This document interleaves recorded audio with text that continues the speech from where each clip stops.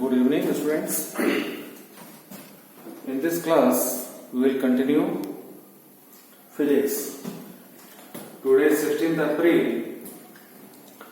and we will start with the topic the states of rest and motion.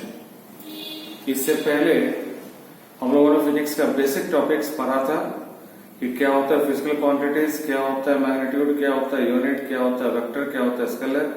अब हम लोग को describing motion का पार्ट पढ़ना है. तो there are two states of a body which is the state of rest and the state of motion. ये बहुत सिंपल टॉपिक है और ऑलरेडी आप इससे अवेयर हैं. अगर कोई भी बॉडी अपने इमीडिएट सराउंडिंग्स के रेस्पेक्ट में अपना पोजीशन चेंज करता है टाइम के साथ, तो कहा जाता है कि वो मोशन में है. और अगर अपना पोजीशन चेंज ना करे तो कहा जाता है कि रेस्ट में है. Okay, so when a body does not change its position with respect to its immediate surroundings with time, then the body is said to have the state of rest. और ठीक इसका उल्टा कि if a body changes its position with respect to its immediate surroundings with respect to time, then the body is said to have the state of motion. अगर कोई body अपने अगल बगल के रेस्पेक्ट में पोजीशन चेंज नहीं करता है तो वो रेस्ट के पोजीशन में है, और अगर पोजीशन चेंज करता है तो मोशन के स्टेट में है. अब ये जो स्टेट ऑफ रेस्ट और मोशन है ये एक रिलेटिव कॉन्सेप्ट है. रिलेटिव कॉन्सेप्ट का मायने ये है कि कोई बॉडी एक ही टाइम में स्टेट ऑफ रेस्ट में भी हो सकता है और स्टेट ऑफ मोशन में भी हो सकता है. इसको आप ऐसे समझिए. सपोज करिए कि किसी रनिंग ट्रेन, किसी मूविंग ट्रेन में हम लोग बैठे हुए हैं.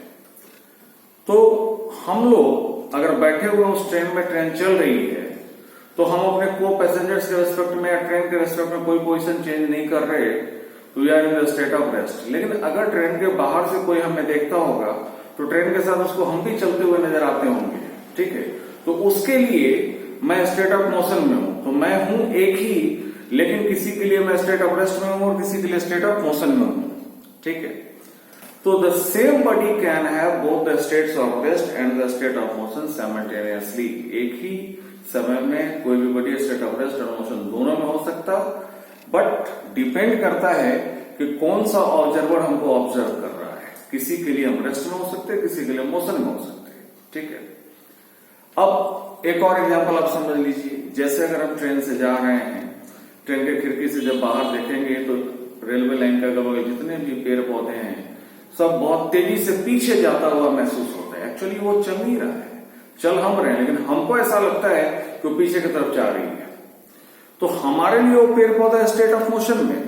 लेकिन अगर उसी पेड़ पौधे के बगल के खेत में कोई आदमी खड़ा है तो उसके लिए वो पेड़ पौधा स्टेट ऑफ रेस्ट में है. तो same body can have the state of rest and the state of motion simultaneously for different observers.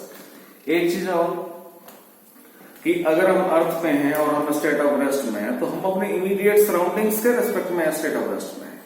लेकिन अगर हमको अर्थ के बाहर से कोई देखेगा तो चूंकि अर्थ अपने एक्सिस पर और घूमती है और सन के चारों तरफ ऑर्बिट में चक्कर लगाती है, तो अगर वो देखेगा अर्थ को तो अर्थ उसको मोशन में लगेगा, और चूंकि अर्थ मोशन में तो हम भी उसको मोशन में नजर आएंगे. तो पूरे यूनिवर्स में कोई भी बॉडी एब्सोल्यूट रेस्ट के पोजीशन में नहीं होता. करेक्ट. तो state of rest and state of motion is clear. ये रिलेटिव कॉन्सेप्ट है. ये बातें भी क्लियर हो गई. अब आते हैं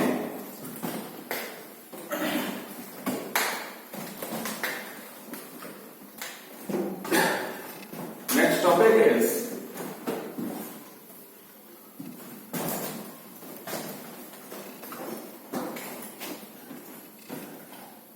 distance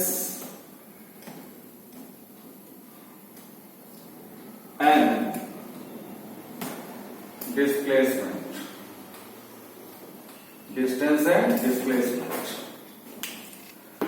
तो सपोज करिए कि कोई भी बॉडी इस पोजीशन ए से चला, बी तक पहुंचा, बी से सी तक चला, सी तक पहुंचा, फिर सी से डी तक चला और यहां पे आके रुक गया। तो सपोज करिए कि ये 10 मीटर है, ये 15 मीटर है और ये 12 मीटर है। यहां पे इस बॉडी के मूवमेंट का ये जो पॉइंट ए है, पोजीशन ए है, this is the initial position, this is initial position, और ये जो पॉइंट डी है, this is the final position. तो आप देखिए कि बॉडी इस ए से बी, बी से सी, सी से डी तक आया, तो जो एक्चुअल पाथ है वो A to B, B to C, C to D. तो जब भी कोई बॉडी चलता है तो इनिशियल पोजीशन से फाइनल पोजीशन के बीच में जो एक्चुअल पाथ है उसकी लंबाई को हम लोग बोलते हैं डिस्टेंस, और फाइनल पोजीशन और इनिशियल पोजीशन के बीच में जो मिनिमम डिस्टेंस है, the minimum distance is a straight line distance, this is called displacement. तो ये डिस्टेंस है और ये डिस्प्लेसमेंट है, डिस्प्लेसमेंट है जिसको हम लोग पिछले क्लास में भी थोड़ा डिस्कस किया था हम लोगों ने। तो डिस्टेंस को हम लोग ऐसे डिफाइन कर सकते, the length of the actual path traversed by a body between its final position and initial position in a given interval of time is known as the distance, and the minimum distance between the final position and the initial position of a body in a given interval of time is known as displacement। ठीक है, अब ये मान लेते हैं just कि ये AD suppose करिए कि 18 मीटर है, तो यहां पे डिस्टेंस जो होगा वो एक्चुअल पाथ का लेंथ, तो एक्चुअल पाथ क्या है, AB, इस पूरे पाथ का लेंथ निकालना होगा, तो ये पार्ट इस पार्ट को जोड़ देंगे, तो this is AB plus BC plus CD, so this is 10 metre plus 15 metre plus 12 metre, तो 10 metre plus 15 metre plus 12 metre, तो ये हो गया 37 metre. 37 metre is the distance, and displacement क्या हो जाएगा, डिस्प्लेसमेंट हो जाएगा डी और ए के बीच का स्ट्रेट लाइन डिस्टेंस, जिसको हमने दिया हुआ है 18 मीटर है, बट ये अलग अलग फिगर के हिसाब से आप ज्योमेट्रिकली निकाल सकते हैं इसको। The displacement here is AD, जो कि कितना है, 18 मीटर है। तो इन एग्जांपल से आपको ये भी क्लियर हुआ होगा, ये जो डिस्टेंस है दिस इज स्केलर क्वांटिटी, और ये जो डिस्प्लेसमेंट है this is vector quantity. Okay, तो distance and displacement is clear.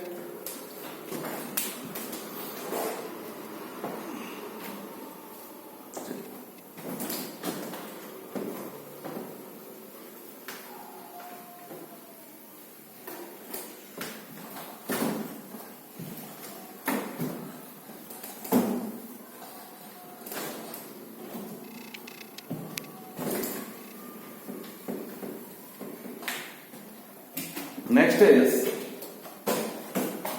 Speed. हाँ, एक चीज बता दूं मैं, डिस्टेंस को S से और डिस्प्लेसमेंट को S टू दी एरो। तो चूंकि एरो इसलिए दे रहे हैं क्योंकि ये वेक्टर क्वांटिटी है, लेकिन हम लोगों को जो पढ़ना है क्लास 9 के सिलेबस में वो कंप्लीटली मैग्नीट्यूड के टर्म में पढ़ना है, तो इसलिए डिस्टेंस और डिस्प्लेसमेंट दोनों को हम लोग ऐसे ही डिनोट करेंगे। ठीक है, अब आइए मैं एक दो क्वेश्चन डिस्टेंस और डिस्प्लेसमेंट से रिलेटेड डिस्कस कर लेता हूं। जैसे एक क्वेश्चन है कि a man goes 10 metre towards east, a man goes 10 metre towards east and turns left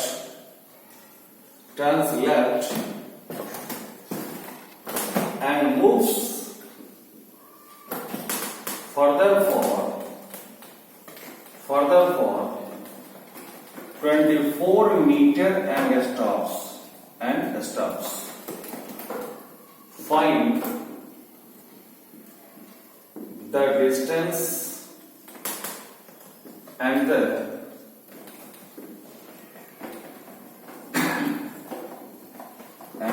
displacement. ध्यान से देखिए कि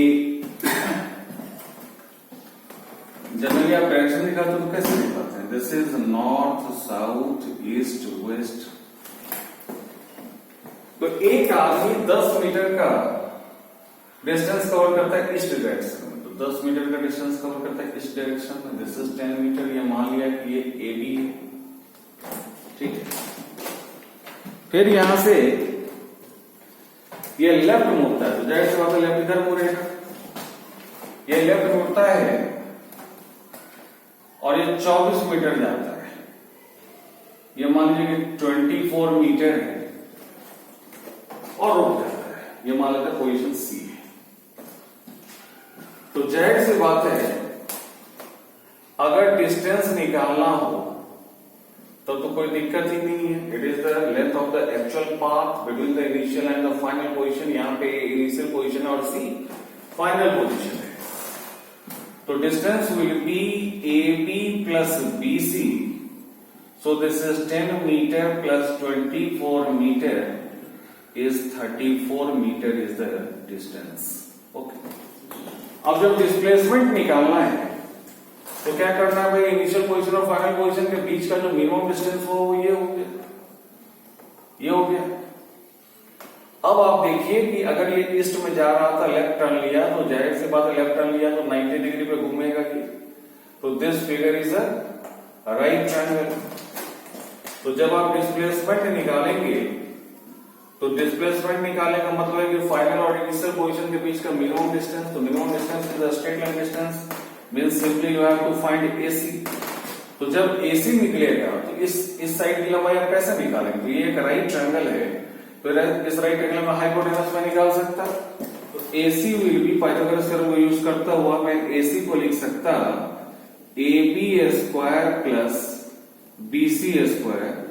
तो this is 10 metre the whole square plus 24 metre the whole square. तो जब आप इसको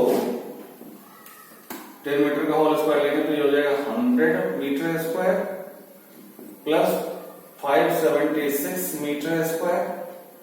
this is 676 square root 676 metre square, जिसका स्क्वायर रूट आप लेंगे तो आ जाएगा 26 मीटर। तो distance is 34 metre and the displacement is 26 metre. Class 9th में आपको जनरली डायरेक्शन निकालने के लिए बोलेगा नहीं, लेकिन अगर पूछ दे कि भाई डिस्प्लेसमेंट का डायरेक्शन क्या है, तो डिस्प्लेसमेंट का डायरेक्शन किधर होगा? ये इधर ईस्ट था, इधर नॉर्थ था, तो ये कौन सा डायरेक्शन हो जाएगा? This is north east. Okay, ये क्वेश्चन था। एक दूसरा क्वेश्चन और मैं डिस्कस कर लेता हूं।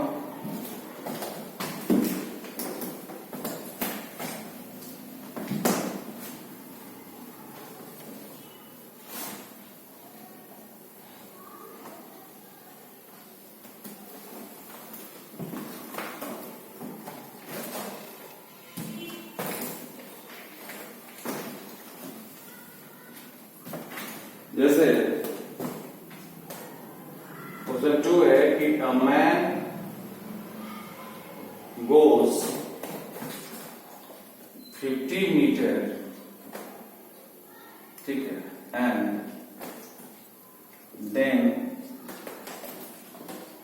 टर्न्स बैक, पीछे मुड़ता है, and moves further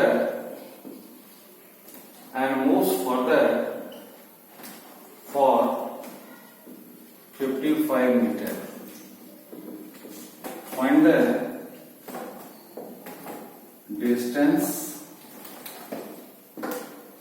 and the displacement. Find the distance and the displacement. तो देखिए कि एक आदमी 50 मीटर गया, ये 50 मीटर गया पोजीशन ए से पोजीशन बी तक, और फिर यहां से रिटर्न बैक होकर के ये 55 मीटर आ गया। तो आप ये पोजीशन सी पे आया, तो सिंपली अगर डिस्टेंस निकालेंगे तो distance is the length of the actual path. तो एक्चुअल पाथ क्या हुआ, 50 मीटर गया और ये 55 मीटर आ गया, तो distance is 50 metre plus 55 metre, this is 105 metre. And what about the displacement, तो डिस्प्लेसमेंट हो गया फाइनल पोजीशन, अगर ये 55 मीटर लौटा तो B से A तक 50, फिर अगला 5 के लिए इसको और पीछे जाना पड़ेगा, तो C से A का जो मिनिमम डिस्टेंस है वो ये होगा। तो ये छोटा सा डिस्टेंस कैसे निकलेगा, तो इस पूरे 55 में से अगर 50 माइनस कर दें तो ये निकल जाएगा। तो displacement will be 55 metre minus 50 metre, this is 5 metre. तो ये डिस्टेंस है 105 मीटर और डिस्प्लेसमेंट है 5 मीटर। ठीक, अगर कोई बॉडी इस सर्कुलर पाथ में मूव करेगा, मान लेते पोजीशन ए से स्टार्ट करता हुआ ये फिर वापस ए पे ही पहुंचे, तो डिस्टेंस कवर करने में ये पूरा का पूरा सर्कमफरेंस कवर करेगा, बट पहुंच गया उसी पोजीशन पे जहां से चला था। तो इनिशियल और फाइनल पोजीशन दोनों सेम है, तो जब दोनों सेम है तो दोनों के बीच का मिनिमम डिस्टेंस है 0।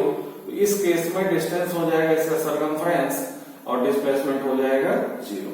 ठीक है, तो क्वेश्चन जो भी दिया हुआ हो इसमें अगर थोड़ा सा समझ लेंगे, थोड़ा वर्कआउट कर लेंगे कि क्या दिया हुआ है, तो बहुत इजीली आपका डिस्टेंस और डिस्प्लेसमेंट दोनों निकल जाएगा।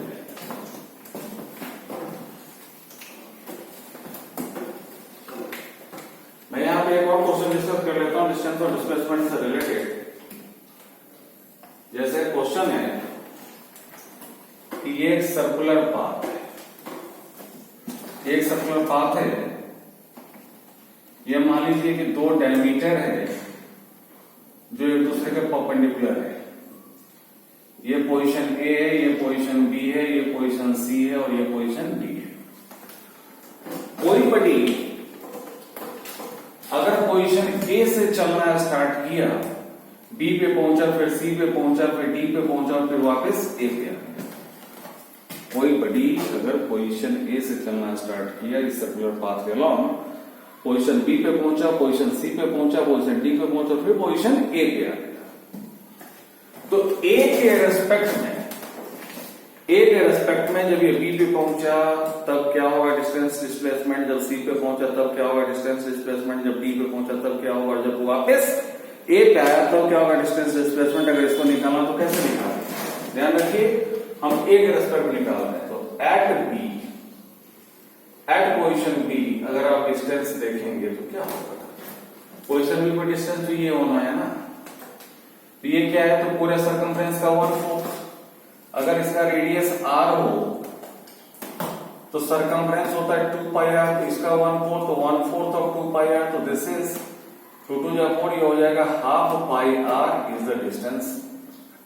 और डिस्प्लेसमेंट कितना होगा, तो डिस्प्लेसमेंट हो जाएगा इस ए और बी के बीच का जो मिनिमम डिस्टेंस हो वो ये स्ट्रेट लाइन हो।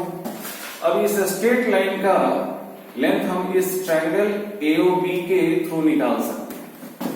तो जब हम लोग पाइथागोरस थ्योरम यूज करेंगे तो displacement equal to A B and this equals to square root R square plus R square, वही होता है ना hypotenuse equal to square root B square plus B square, तो this is R square plus R square, तो square root 2 R square, तो इसको मैं लिख सकता हूं रूट अंडर 2 और आर स्क्वायर का आर निकल जाएगा बाहर, रूट अंडर 2 आर यूनिट। ये हो गया डिस्प्लेसमेंट। जब यही पोजीशन सी पे आएगा, यहां ध्यान रखिएगा कि हम ए के रेस्पेक्ट निकाल रहे हैं, तो जब ए से सी पे आएगा तो इस केस में डिस्टेंस कितना हो गया, तो डिस्टेंस हो गया पूरे सर्कमफ्रेंस का आधा, तो पूरा सर्कमफ्रेंस होता है 2 पाई आर, तो 2 पाई आर का हाफ कितना हो गया पाई आर। और डिस्प्लेसमेंट कितना हो गया, तो डिस्प्लेसमेंट हो गया ए से सी का डिस्टेंस, तो ए से सी का distance this is the diameter A C, तो this is 2r is the displacement.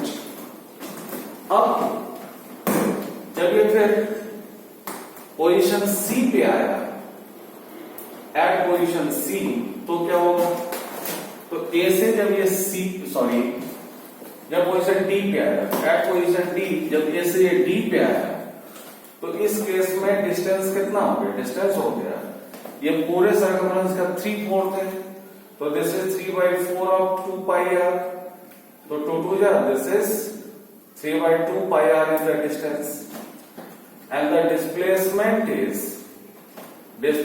Is A से डी का डिस्टेंस। तो देखिए ये एडी कैसे निकलेगा, तो इस राइट एंगल को यूज करता हुआ निकलेगा, तो अगेन ये हो जाएगा √2r, and eight A again वापस जब ए पे पहुंचता है तब क्या, तो जब ए से मूव करता हुआ इस सर्कुलर पाथ से जाता हुआ फिर जब वापस ए पे पहुंचता है, तो इस केस में डिस्टेंस कितना होएगा, तो सर्कमफ्रेंस का लेंथ, तो दिस इज 2 पाई आर, और डिस्प्लेसमेंट कितना होना है, दिस इज 0, क्योंकि फाइनल पोजीशन और इनिशियल पोजीशन सेम है। तो काफी इंटरेस्टिंग पार्ट है डिस्टेंस और डिस्प्लेसमेंट, इसको और इजी है, रिलेटेड क्वेश्चंस को बनाएं तो धीरे धीरे और क्लियर होता चला जाएगा। अब नेक्स्ट टॉपिक अगले वीडियो में, ओके।